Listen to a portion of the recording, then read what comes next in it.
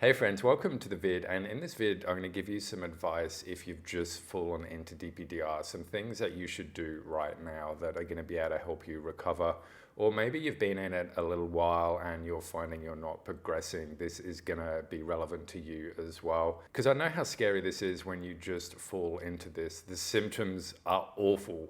Your world literally gets turned upside down. The person that you were yesterday, you're not that person today. It's what happened to me, and I get it. I know exactly what you're going through.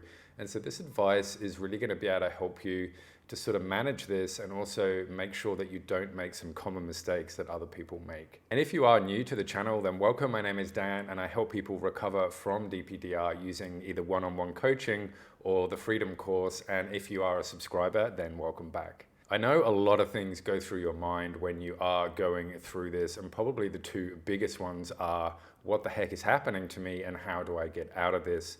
You might also be really worried that something else is going on, like you're going crazy or you're getting schizophrenia or dementia or something like that, because how can these symptoms just be anxiety? So the first piece of advice I would recommend that you do straight away is to go see a doctor. And the reason that is because doctors are incredibly good at diagnosing and figuring out what's wrong with you.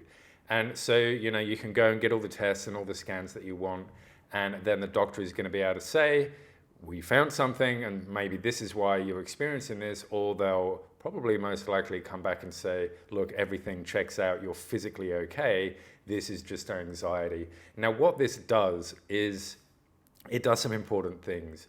Because first of all, nothing is physically wrong with you. This is probably just anxiety. And that's really good news, because it means that nothing is physically wrong with you. You don't have a tumor or, some other thing which is going on, because you've been checked out. The doctors have said that you are okay in that regards. And once that happens, then you need to do your best to put this to bed.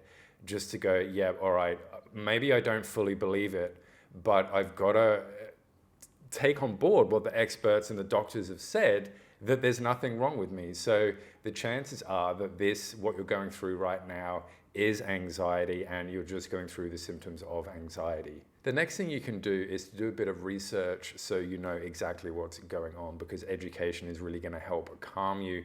And my channel has so many videos about DPDR, what it is, why it happens, and how to recover, that pretty much this is the only resource that you're really going to need. So you can do a bit of a search for things like, whatever your symptoms are. Oh, I feel spaced out. I have heart palpitations. I have panic attacks, whatever it is, do a search for it and then get a bit of education about it. So you've been to the doctor, you've got a clean bill of health, you've done a little bit of research. What should you do now? Well, now what you've got to do is to start your recovery journey. And again, there's lots of videos out there about how to do this, but one of the things that you can do, which is really going to help you early on, and it's going to really give a good foundation for you, is to do your best to start to accept where you are.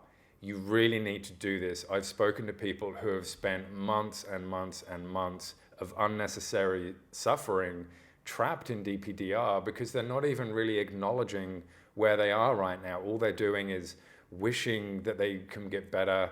They're fighting it, they're getting frustrated, they're getting angry, they're getting sad. And all of that is just time taken away from recovery. And now I know this might sound extremely challenging for you. And to be fair, it is a difficult concept to sort of get your head around initially.